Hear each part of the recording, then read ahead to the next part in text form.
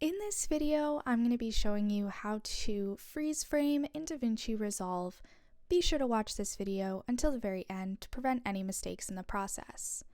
You're going to begin by finding where you want to freeze frame and then clicking Cut. You're then going to go one arrow to the right with your keyboard. This goes one frame to the right and cut once again. You are then going to separate the clips just so that you are able to isolate them properly and you are going to be able to figure out how to freeze frame it.